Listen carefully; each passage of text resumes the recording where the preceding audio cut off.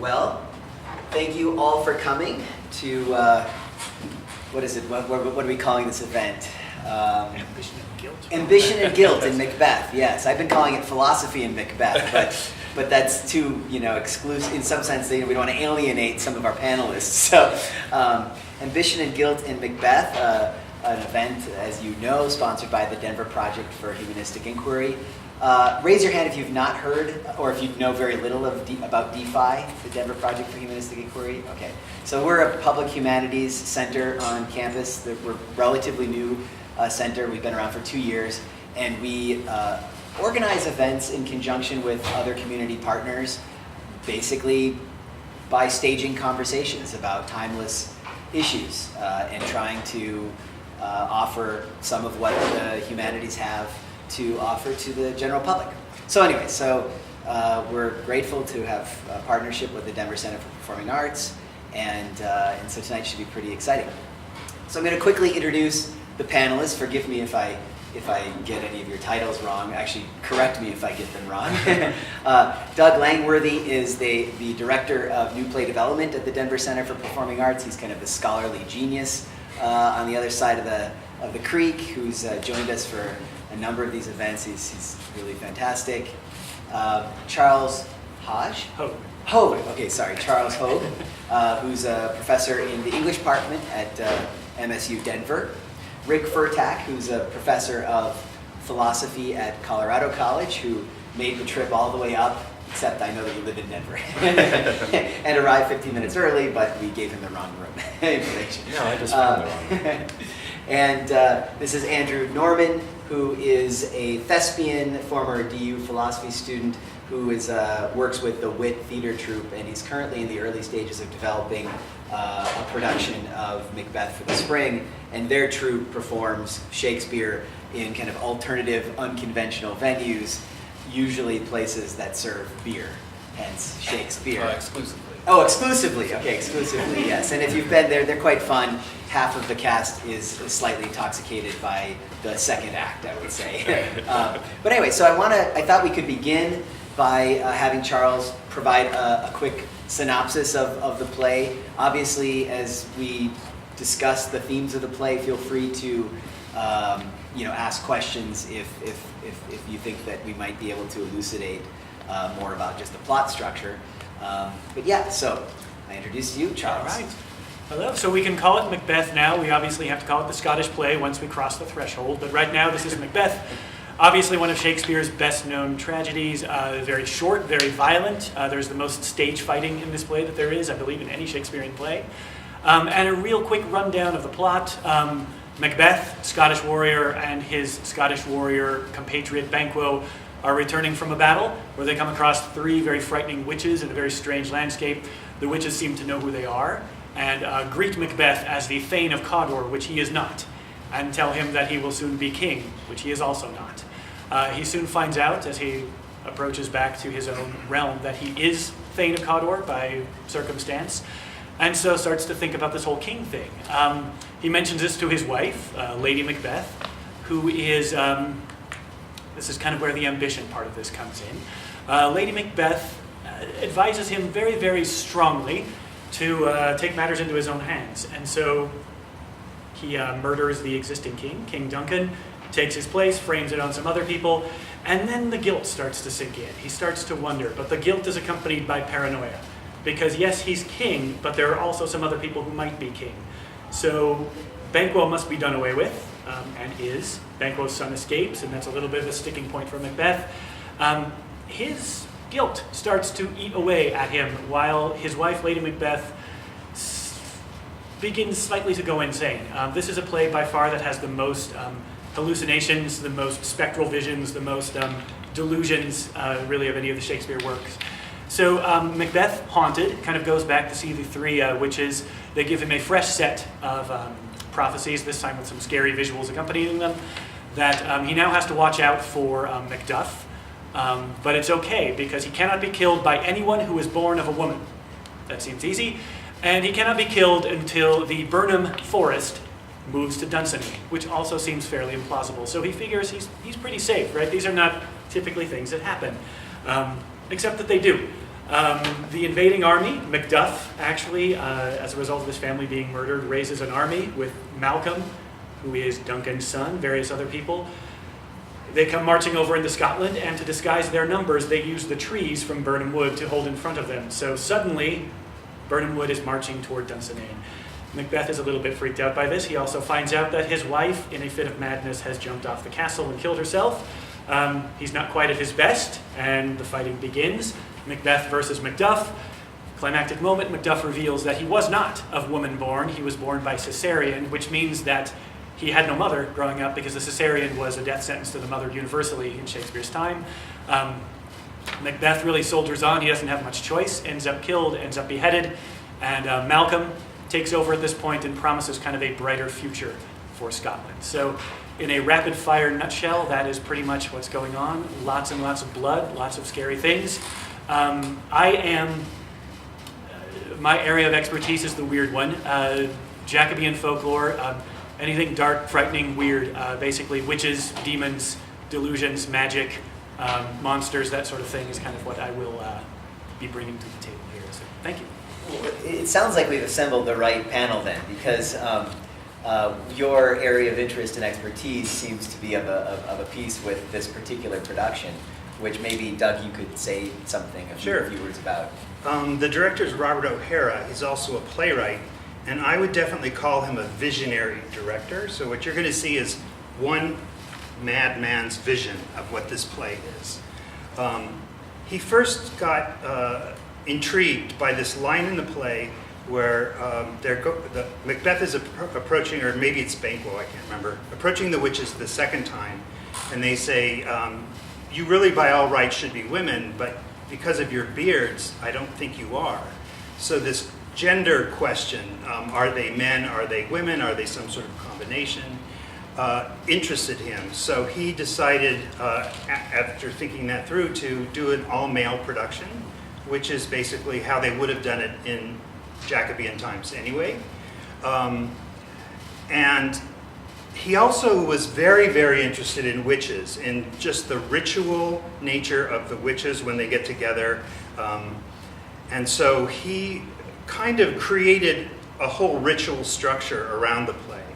So this all-male cast are basically a coven of warlocks. So male witches who are gathering at the beginning of the play to put on the ritual reenactment of Macbeth's story. So these witches are putting on the story of Macbeth.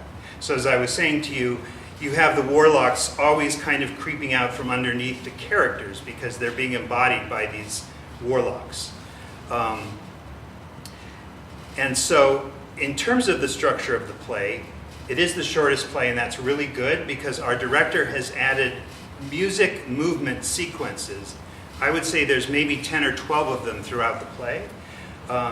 Very interesting, very modern music. I'll call it techno music, but I don't think that's exactly right. I think maybe 15 years ago you would have said that. There's something else you call it, I don't know what it is. And the actors go through a series of ritualistic choreography that basically the actors themselves came up with. He had them go off and he told them, I need you to come up with something that does this and takes place over 4 beats of 8.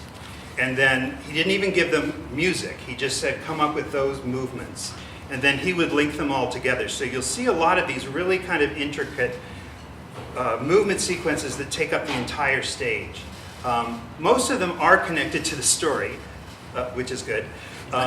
So for instance, when he says, is this a dagger I see before me, there's one of the warlocks is there holding his hand up like this with a white glove that goes all the way down to the elbow. And there's like a black light on it, so it really pops. So that starts to be the dagger, and then all the other warlocks come in with the same thing. And so the daggers are suddenly all around him and gives you kind of this sense of madness that you were talking about. I would say he's also very interested in this whole idea of ambition. He, I think, fell on the side of it's Macbeth's fault. He did it himself. The witches didn't do it to him. The witches basically give him a prophecy, but they don't say, you need to kill him to become king. So that's his decision with his wife. It might be interesting for you to know that we just renovated the space theater that you'll be in. And the theater told him, use as much of our technical capabilities as you can. So things will be coming down from above, a lot of things coming up from below. There are turntables in the set. There's a lot of stuff going on. You can see whether you think it's too much or whether you enjoy it. But that's basically kind of the idea behind the show. Yeah. It's interesting. I think the fact that you note that the director's interpretation is that Macbeth is his own agent, that Macbeth is in some sense determining his own fate through the decisions that he makes, the choices he makes, killing, of course, Duncan principally, but then others, as we find out. Yeah. But at the same time, it sounds like artistically a decision has been made that introduces a kind of ambiguity, which I think is the heart and soul of the play, which is that I think you said that the Warlocks are putting on the production in some ways, and so they are the directors of everything that's being presented there. And the relationship between agency and fate, which I know Rick and Andrew, you're both very much interested in this play, is just so fascinating. I mean, my own thinking about this over the last couple of weeks is that there's the prophecy implies a kind of destiny, which perhaps directs one's future more than an agent is capable of doing his or herself, but that it's fate kind of in the subjunctive mood. It's not, you will be king, which explicitly is stated, but you would be king were you to X, and then it's up to Macbeth to determine, Macbeth and really Lady Macbeth, to determine what it is that must be done. So I don't know, would either of you guys like to comment on just this relationship between fate and agency, and perhaps in light of some of the things that Doug has said about this production? Could I jump in? Absolutely. It's been said that in ancient Greece, no one consults an oracle simply to find out what's going to happen. Instead, they give you this kind of cryptic prediction. You have to make something out of it. I think the witches in Macbeth are very much this way. They give these kinds of kind of pithy utterances that might, if they seem simple, they probably have a hidden meaning. Some of them don't seem to have an obvious meaning either and require interpretation. And so it's not like you're going to get stabbed tomorrow. It's not like that kind of horoscope. It's like you may have a lucky opportunity soon. That kind of, right? The fortune cookie yes. kind of. Yes. And that's the kind of prophecy. The witches are so important to the play. They appear right at the start, set the whole course of events in action, and then they crucially reappear later in the play. And so I think they raise important questions about fate and free will. I think that it is possible that this is a very, like a moral play, and we're supposed to understand Macbeth as a free agent who has moral flaws, is tempted and chooses the bad thing rather than the good thing. I don't think that's the only way to look at it, though. I think it could be that the witches or the warlocks are somehow controlling and dictating what's going to happen, partly by giving him these prophecies. It could be that they can see into the future. Their relation to time does not seem to be that of an ordinary mortal. It also could be that we are in a deeply deterministic universe in Macbeth, that it is fated what's going to happen. That what they need to know in that case is simply the state of everything in the world right now, including the character and way of thinking of Macbeth himself, know what effect their utterances combined with everything else is going to happen. And he's just living out his fate from that point on. And this is all kind of left undetermined and as it were up to the audience to Yeah, I don't say that I sense of- necessarily favor any interpretation, but I'm kind of intrigued by determinism, and so I like that last one. And it's just something to offer to everyone to think about. Which of these is true? How are we to understand the role of the witches in relation to Macbeth? We always talk about Macbeth and the witches, but they also give a prophecy to Banquo. And that actually determines a lot of what happens in the play, because it drives him crazy that Banquo's progeny will become kings. And that means that he might become king, but then he won't have any children, or he'll just not go farther. Yeah, so sure. So I guess kind of piggybacking off of the comments y'all just made, my interest, or sort of the thing that draws me over and over again to Macbeth, is this interplay between fate and chance or time and determinacy, things like, especially the theme of time. And actually, I'd encourage everyone, whether you've seen the play before or read it, or if this is your first exposure to the play, maybe keep an ear out for how many times or how frequently the concept of time comes up in the lines and dialogue of the play. I mean, even in the soliloquies and the asides, there's this constant theme of ruminating on time and its passage and finality and mortality, all that kind of stuff. But for me, I really think it's interesting. We see in Macbeth this kind of the prehensile, motivation of the will to grasp and to reach for something that he's sort of been promised. Whereas we see a foil, I think, in Banquo, who is also given prophecy, or this sort of dynastic, promissory note from the witches that he'll be the father of a line of kings. And we see kind of in Banquo he doesn't allow himself to go down the dark paths, and even a couple of times reflects on whether or not he should enact maybe his own fate as this sort of dynastic or potential dynastic ruler, whereas Macbeth is immediately stirring the pot to bring about the fortune that he's been promised, which I think there's kind of an interesting interplay there. I think Macbeth is very haunted literally in the play by Banquo, but also by Banquo seems to have stepped away from this need, or that, like I said, that prehensile tendency of the will to grasp toward his fate and allow his fate to happen, I guess. So I'm very fascinated by that. I don't know if you guys want to riff on that, or if you have something to say. Yeah. You know what one of the most common words is in this play?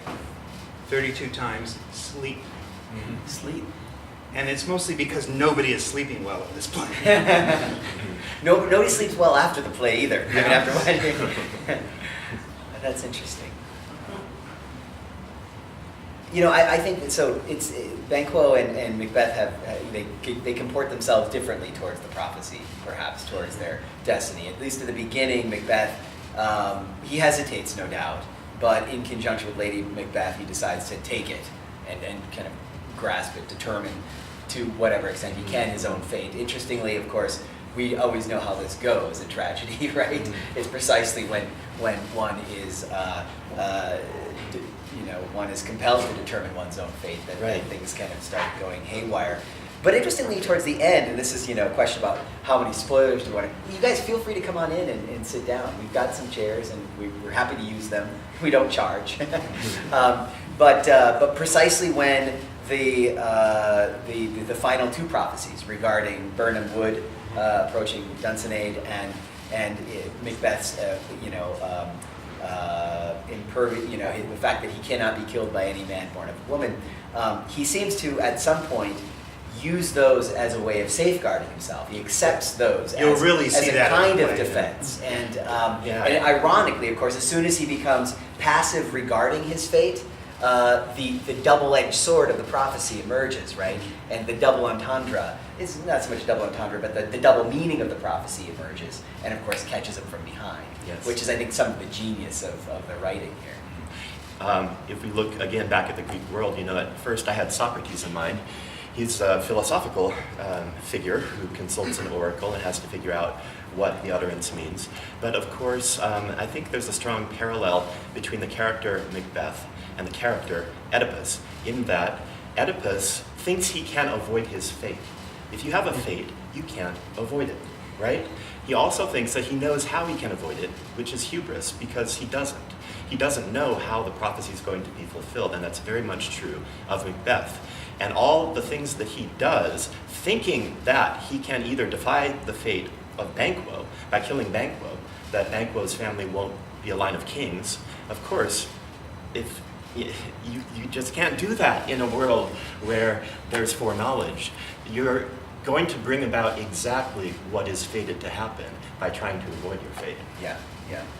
So he kind of just didn't believe in the witches. He thought he could keep one prophecy, but again, intervene and do some violent act to make the one prophecy come true, and do another violent act to make the other prophecy not come true. Yeah, yeah. That's fascinating. Charles, do you have? Oh, just interestingly, the audience, the original Shakespearean era audiences would have known actually how this plays out, because part of what made the play appealing was that King James liked the fact that he could trace his own heritage to Banquo's line and also to Malcolm's line. So he had two family dynastic connections to the throne. So anyone watching at that point would have realized, okay, well, there's only one way this can play out because look who's on the throne right now. So There's a point when all the kings appear in that vision, and the stage direction says the last one holds up a mirror, and they think it might have been to show James, to actually reflect him in the mirror and involve him in the play, which was, of course, illegal. You could not put a contemporary person on stage. Oh, interesting. Yeah. That's really fascinating. Yeah, I wonder if it's not also the case that the audience, I mean, the way that the just reading through the play, it becomes pretty obvious that that Macbeth's attempts to thwart the prophecies that, as it were, work against his interests are going to fail, right? Because Macduff's family's killed, but Macduff survives. Banquo's killed, but his son flees. So there are all sorts of hints throughout the play pretty early on that things are not going to end well, and these prophecies are going to come to pass.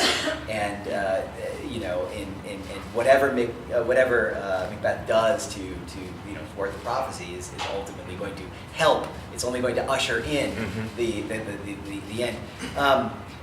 Rick, in conversations or some email back and forth, you had mentioned that you're interested in nihilism in this play, and I've often been,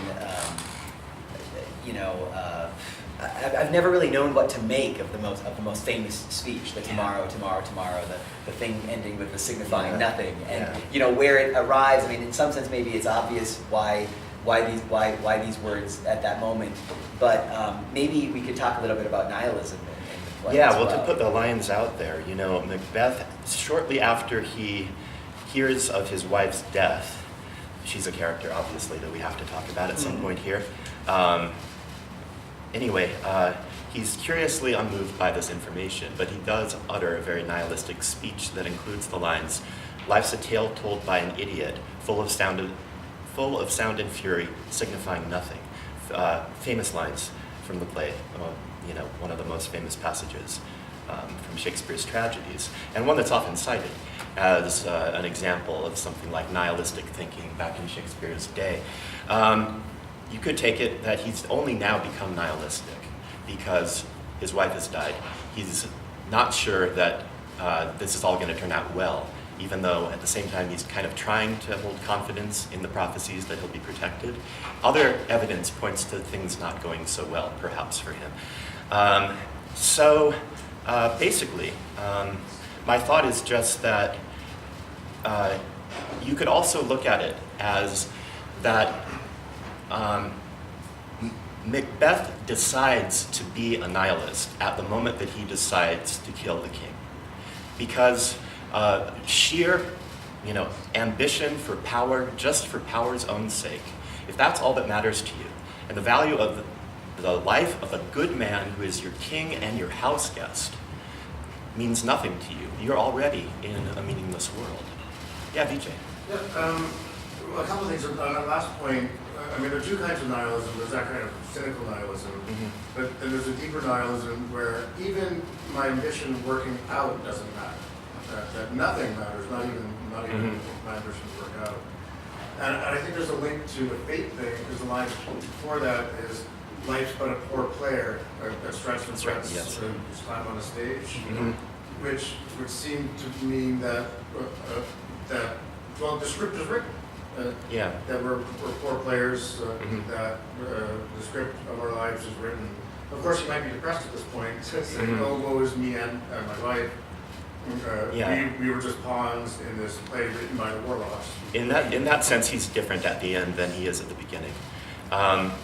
But it begins with us in a meaningful context of human action, where he has achieved something in battle, he's got a new title, he's getting recognized for having done a good thing, he has the trust and the respect of the king. Then he ruins it all. He takes his wife's advice to kill the king under their roof. And can we just stop blaming the women, please? There's something biblical about that. But there is something, not to chime in, but there's something about there's something very Abrahamic about, not in the sense of the Abrahamic tradition, but the Abrahamic story, the sacrifice of Isaac. In that the witches prophesies one thing, that he will be king, but just shortly after he's made Thane of Cawdor, Duncan names his son as the successor to the throne, which seems to be, obviously kind of at odds with the prophecy. I'm not sure if that, if you have something to say about that. Well, I mean, the way his nihilism changes is that nothing else matters other than sheer power, to it doesn't even matter whether I end up being able to keep the power I've attained. What about Lady Macbeth? Yeah, Comment, yeah. Can I just say something about what you just said about, can we stop blaming the women? that was a joke. It is very much Lady Macbeth's fault. Well, my question, I'm sorry, it's been a while since I've read Macbeth, but I think the last time that we see Lady Macbeth, before she goes crazy, is the banquet. Yes, right? that's right. So there's this whole gap between we don't get to see before she goes crazy, right? And I always thought maybe it was poor writing on Shakespeare's part. It was either unfair of him, to miss this incredible, hole. It's kind of development of Lady Macbeth We from got to Santa see Anna. Macbeth being tortured by his ghost, by his sin, or whatnot. But we didn't get to see Lady Macbeth's downfall. We just got to see her, with the effects of what she had planned. We got to see her craziness. We didn't see her demonic. Yeah. I always thought, I was curious that it was either poor writing on Shakespeare's part, or that's it. It was just. I don't know. Do you think that? Is it? Well, I don't think any of us are prepared to defend Shakespeare as a writer. I don't think it was bad writing. Although people speculate whether parts of the text have been lost. There's that. But, once you start going down that road, then anything that doesn't happen on the stage you think might be a textual omission, and we have no way of knowing. But I think her transformation is more radical than Macbeth's. Macbeth it transforms from someone who almost experiences guilt before he's committed the crime. Yes. Right? He's already kind of regretting what it is that he's about to do after having been prompted by and prodded by his wife. But then by the end of the play, he seems to have, in some sense, shed guilt, or he's experiencing guilt now as a burden rather than as a kind of a sense of responsibility. Lady Macbeth works in reverse. She's ruthless, at the beginning of the play, right? She's in some sense the opposite of a moral conscience. Mm-hmm. But by the end, she seems to be tortured by the blood that's been shed. And I agree that that tension that development is harder to account for. Well, part of it's he's created this incredible character with so many dimensions to her. He gives her 2 soliloquies. I just noticed that the other day in rehearsal. I'm like, oh my gosh, she's got soliloquies like he's got probably 10. But I thought he's really giving her a lot of attention. She's talking to herself. Yeah. Right? And you said that he didn't cry when he was told the news, and I think that's in opposition to Macduff, who weeps when he finds out that his wife is dead and says, "I must feel it like a man." There's a lot of talk in the play about what it means to be a man. Yeah. To Lady Macbeth, it means to just be ruthless and go for what you want. Well, she wants to be unsexed, so she's not having to deal at all with any of that. Yeah. Let's talk about sex, baby, because I think I tend to think that there's something really. I mean, maybe this is obvious that it's an erotic play. At least at the beginning. I didn't bring that up, but you're going to find a lot of that in the play. It's the beginning. The warlocks are very skimpily dressed, and the director, those were issues that he was thinking about. Do you want to talk about the tidy whities? The tidy whities? Oh, early in the evolution of the play, the director wanted to have a scene of a witch's Sabbath, where all the men would come out naked with tattoos and like bright paint on them. But the actors took a vote and they decided they didn't want to do it. So now they'll come out in their little tidy blackies. They're not whiteys, they're blackies. And you'll see there's definitely there's gay hintings of relationships even between Macbeth and Banquo. Maybe not requited, but you'll see that.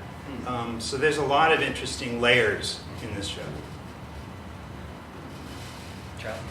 Oh, I'm thinking also a theme that James probably would have tapped into.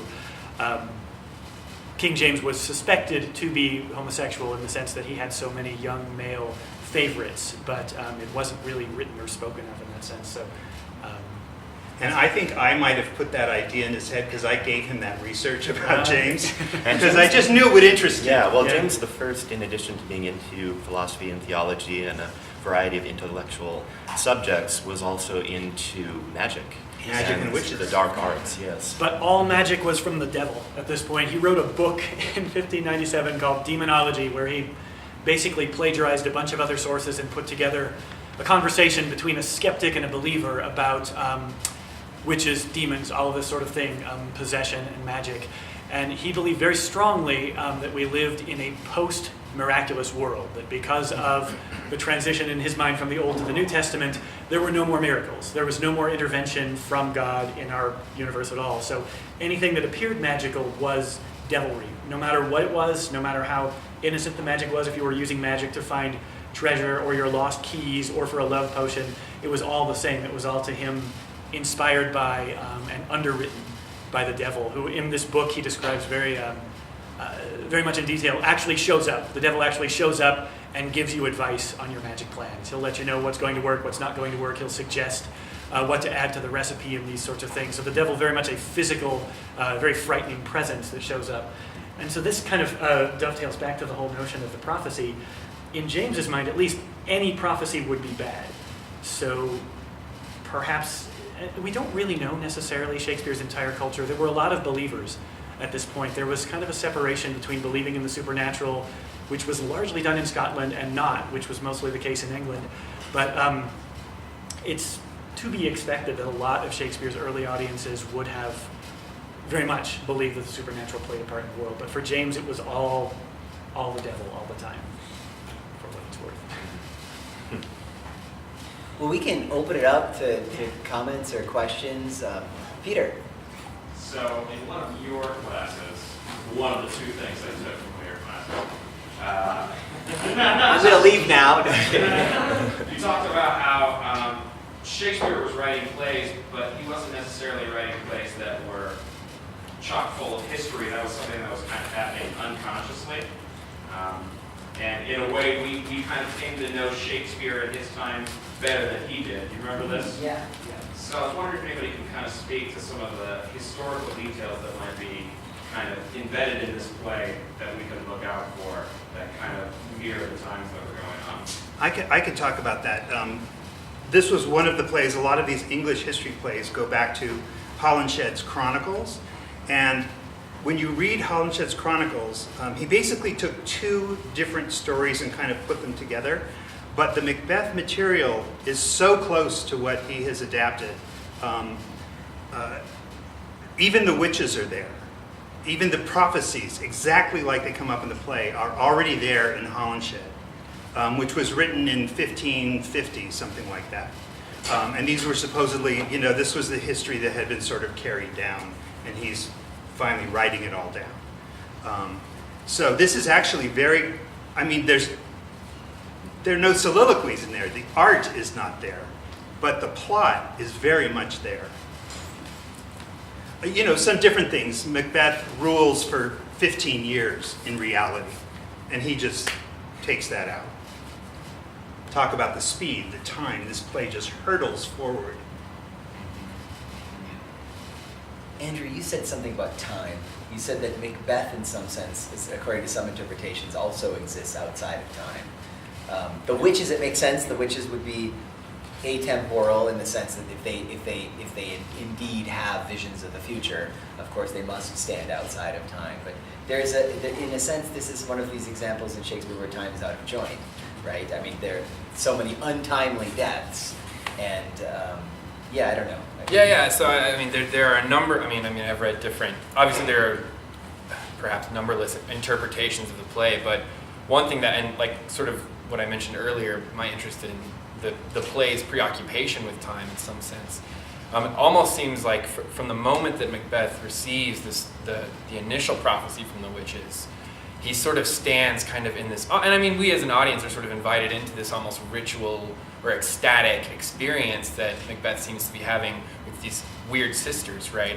And that the actual moments of when Macbeth is trying to will this future that he's been promised, it sort of stands kind of as a suspended moment, or almost like Scotland itself is kind of outside of time. And I mean, I think even the last thing that Macduff says once he's killed and beheaded Macbeth is that time is free, right? This is a moment when they've suffered for, like you said, this 15 years, that you don't really get that sense necessarily from the text, but I find that really fascinating. I mean, all throughout the play, I mean, you hear Macbeth talking about, we'll o'erleap the life to come, or on this bank and shoal of time.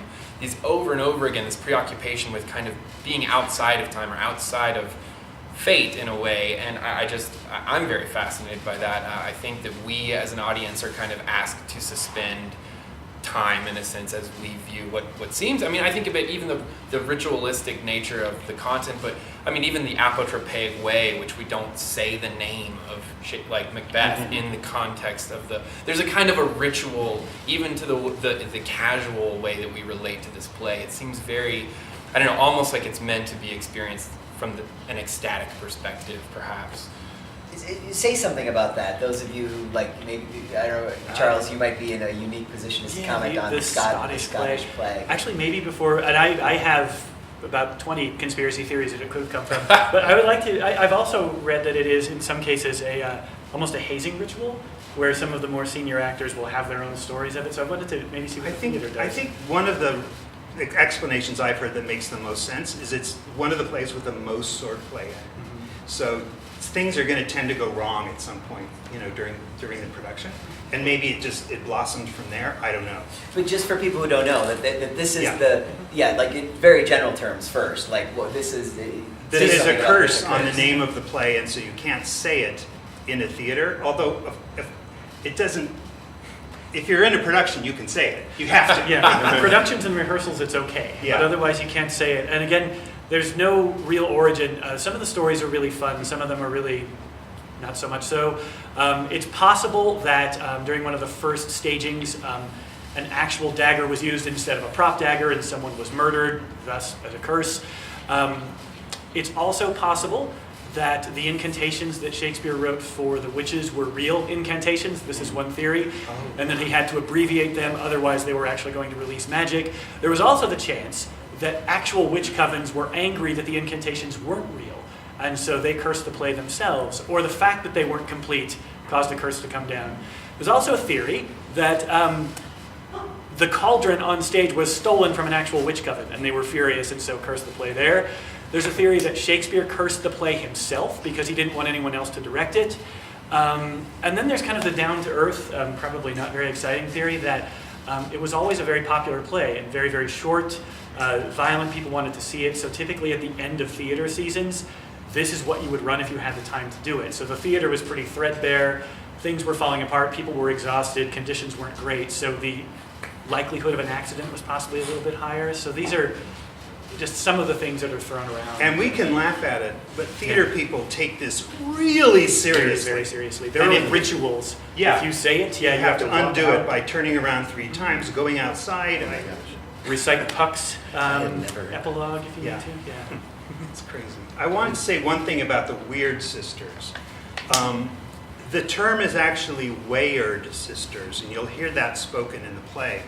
And Wayard has to do with prophecy. It has to do with looking forward, fortune telling, destiny, fate, actually. And so our director really looked at these as the three fates, as well as the three witches, the three warlocks.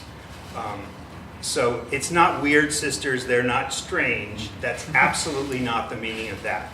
So we try to get them to pronounce it more like it would have been pronounced, weird. Interesting. And they're never called the witches in the play, just the weird sisters. Does Hecate show up in this? Hecate shows up. Okay, good. Yep. She's the ancient Greek witch queen, pretty much, among many other things. And her lines are really, really weird because they just don't seem to fit. A lot of And people weird? think they're not. They are weird and weird. But a lot of people think that Shakespeare didn't write them. It's just a strange, she just kind of appears in the play and then disappears. Excuse me, most productions chop her out, actually, so that's awesome. Yeah. That she'll be here tonight. Yeah. She's played by 3 actors. You'll see her. She has a grand entrance. Yeah, Say please. a quick thing Yeah. about humor. Yeah, please do, please do. Just a moment on the topic of humor in the play. When people talk about humor in Shakespeare, they usually go toward these lighthearted scenes that he'll introduce in the midst of his tragedies to kind of just, break the pattern of heaviness that exists. So like the scene where Hamlet and Horatio stumble upon the gravedigger who's cracking jokes. The one that occurs in Macbeth is actually between the murder and the discovery of the body. And it's that the porter, the doorman, is pretending to be the gatekeeper of hell. And he's amusing himself in that kind of lighthearted way. I think this is one of the tragedies that has very dark humor in it also. When the later prophecies come true, there is a kind of black humor to the way in which they come true. A humor which is not at all lost on Macbeth, the character. And most of all, to me, I won't say all the parts I think are funny, because I want you to be surprised by some of them. But I think the scene that is most hilarious in the play is when they're having guests for dinner, and Banquo's ghost appears, and only Macbeth can see it. And Lady Macbeth really tries to cover for him, and what she says, it's laugh out loud funny. So just because something serious is happening and it's in a play by a serious author, don't feel like you're not supposed to laugh or something. Can you tell us what it is that she says, or you want us to be surprised? I want to by it? leave part of the Okay. joke for everybody to just, There's humor sprinkled through that entire scene. Yeah. Yeah. Just as a matter of logistics, just so you know, we're probably going to tie the conversation up at 5 past, because it'll take us about 12 to 15 minutes to walk back over to the theater. So if you have to, if you don't know exactly where you're going, you want to walk with the group. If you have to get up and use the restroom or something, feel free to do that. And there's pizza back there. If you stumbled in a little late, please help yourself to pizza. If you are like Vijay with an insatiable appetite for anything with cheese, even fake American cheese, go ahead and have some more. Oh, there is no more. Okay, well that was a false offer, I guess. Sorry. I'm really sorry about that. I guess I underestimated, the student appetite. So, comments, questions? I have a question about it's not a soliloquy, but it's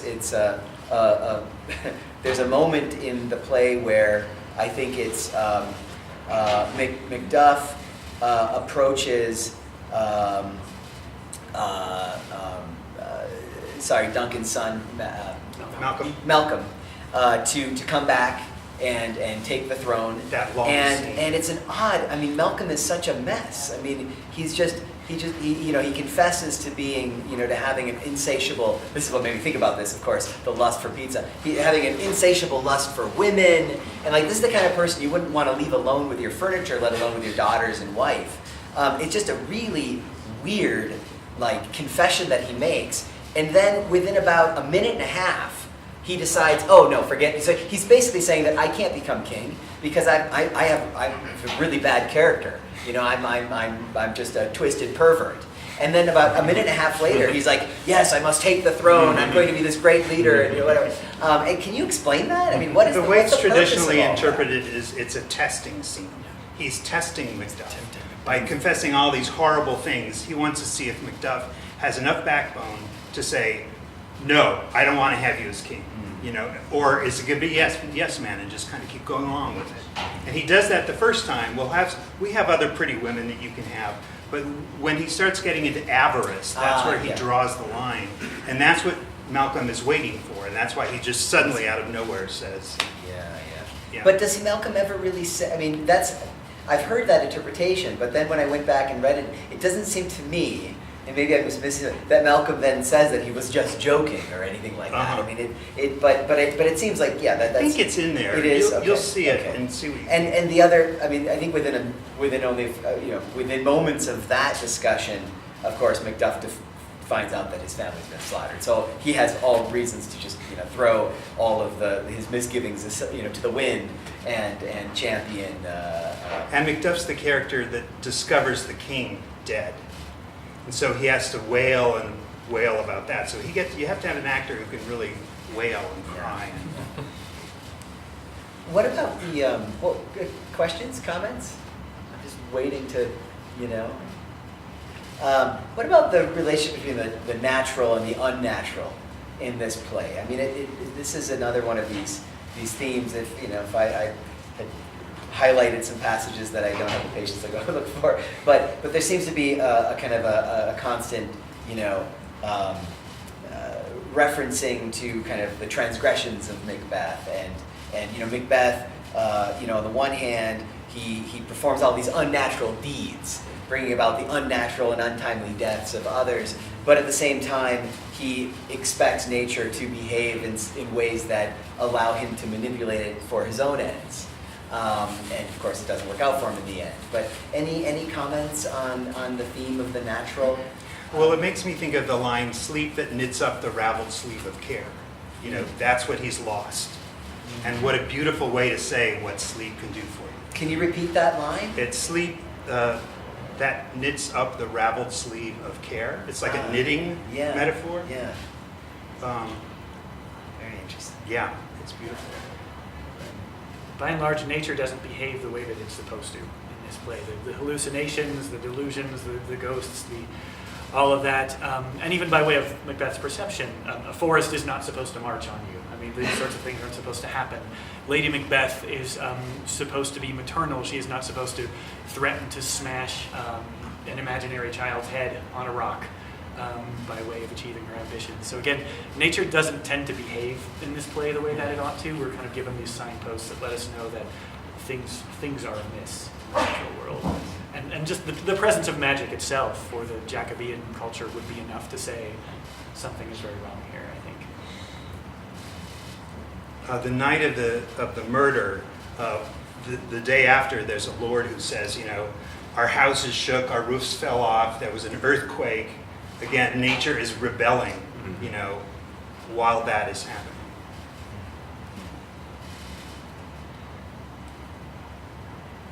Yes. Was there a general consensus up there that the main themes were fate and free will, or was there something else?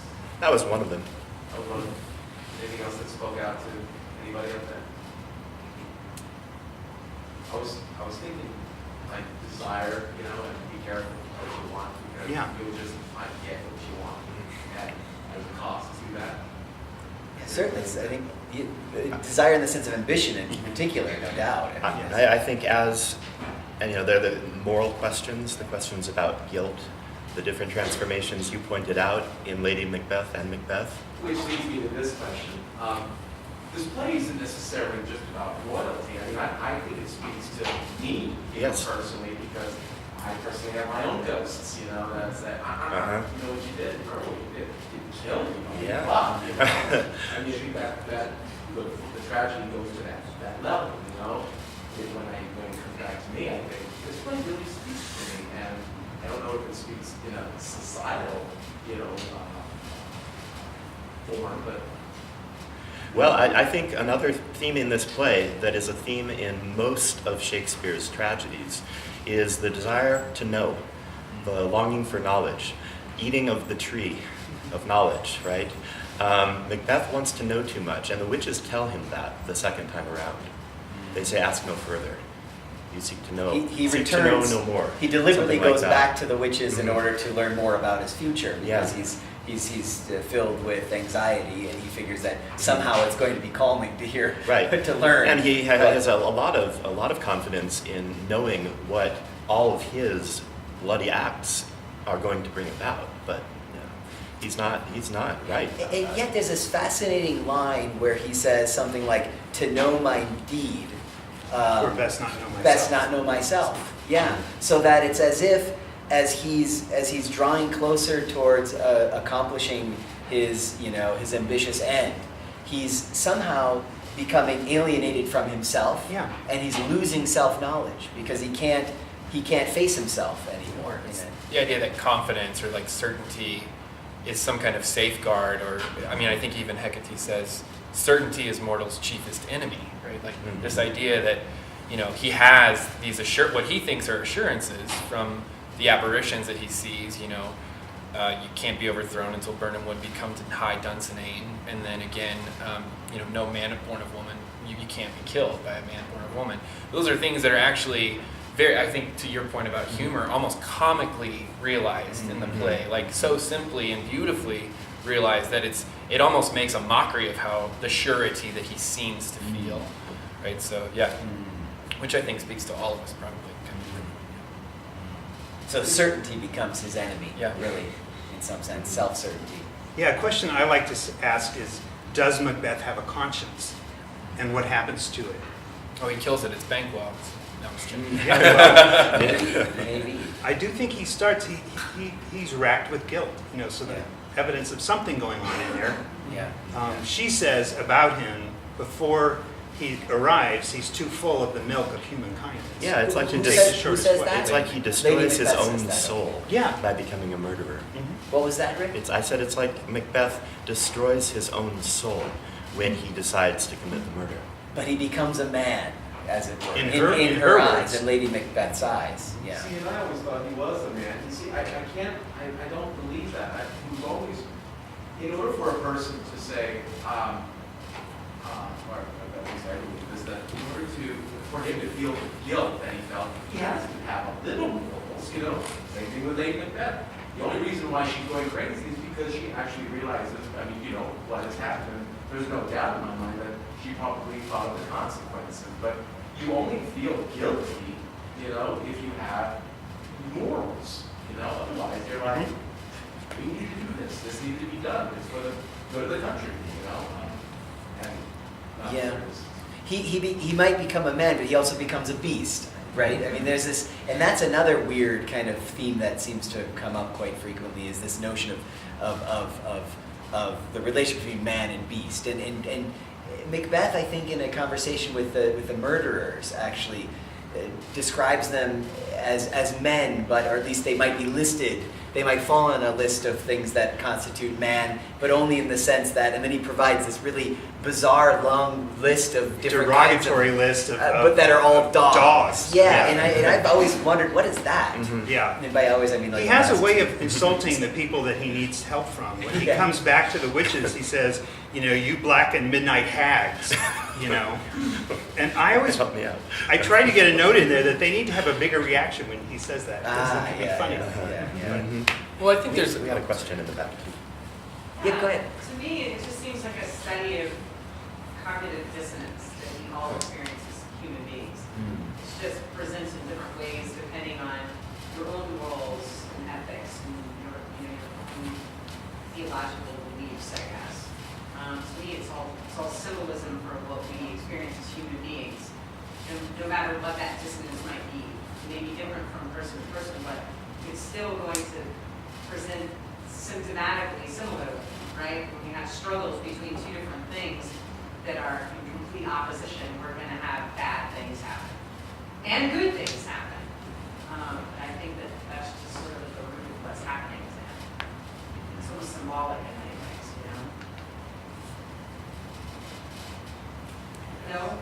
No, Yeah.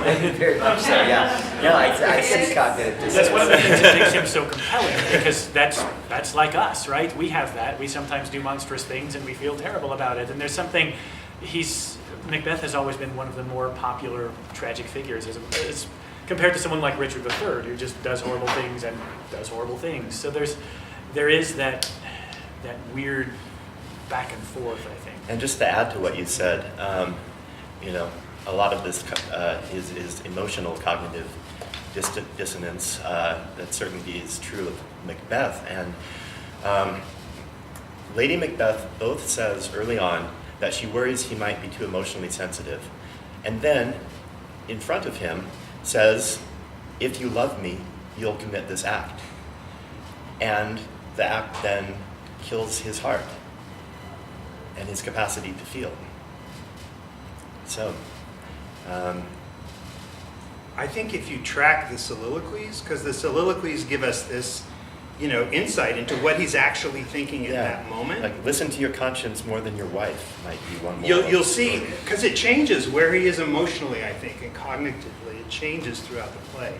So I think that's an interesting thing to kind of track. You had a thought a moment ago. Oh, I was just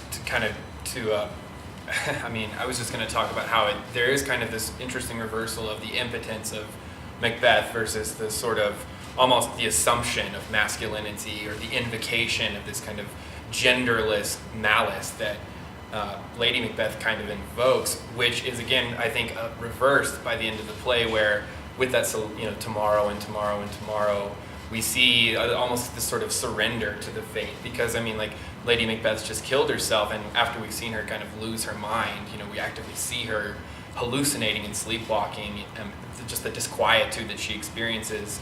We can only speculate about that gap that you talked about, but it seems like she's pretty racked with guilt, and Macbeth is kind of moving into this almost sort of diabolical, unfeeling or kind of cold, passionless confidence, like in that last act of the play, where he sort of says, he has this kind of surrender to this sort of nihilism, where we don't get that bite of conscience anymore in his soliloquies by the end. That's what I was going to say. I think we've got maybe time for one quick comment from each of you, maybe, that one thing to look out for in the play that you might throw out there. No pressure.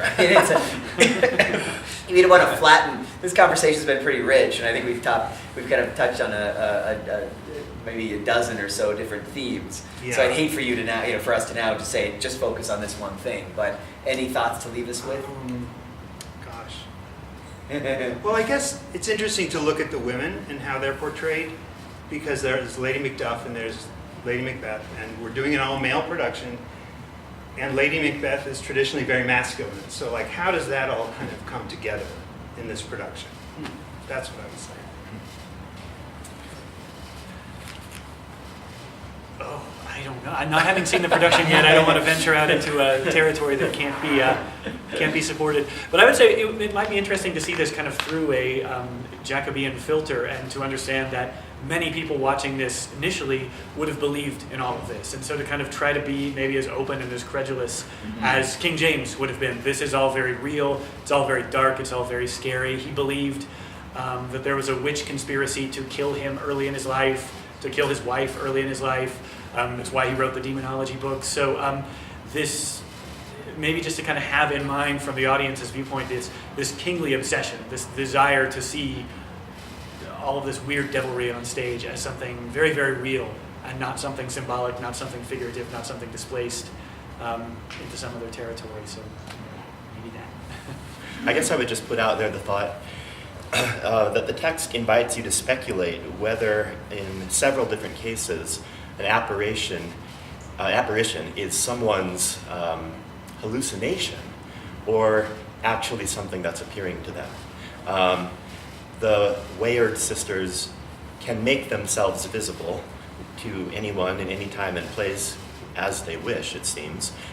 Both Macbeth and Banquo can see them when they initially manifest themselves, but when Banquo's ghost shows up, only Macbeth can see it, and so it makes you wonder, Is he just being, suffering some psychological torment, although he's not otherwise showing that he's tormented at that moment? And he's hallucinating the appearance of the friend he had murdered. And there are other moments like this too. So I tend to be a realist about something like Banquo's Ghost. That is, he is there, is manifesting himself, and he does it at exactly the moments right after Macbeth says his name, and even says, would that he could be here, when he's just had him killed. So that's only one interpretation, though.